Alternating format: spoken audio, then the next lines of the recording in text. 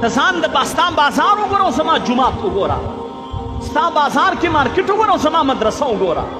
راشه بیا به فیصله کوو چې زما د مدرسې ماحول او ستا د بازار ماحول. په بازار کې خو زه نه یم، بازار کې خو د مدرسې طالب نه دی، بازار کې خو د 5 وخته منځګزار دی، په بازار کې خو د حاجي صاحب دی چې تول کې وانه کوي، په بازار کې خو ګڼکپ دا یو دی، بازار کې تول کې وانه کوي. دا مو زه حلاله ګټم.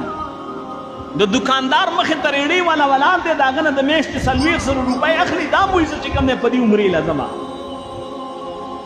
حاجي صاحب زما د دې زماني مولا به د دې زماني د امي سره مقابل کیا چې زما مولانا صاحب چې مقابل کیا چې نو د زرداری او د نواز شریف او د عمران خان مقابله کې واچوه، دا د شیخ الهند په مقابله کې مې اچوه.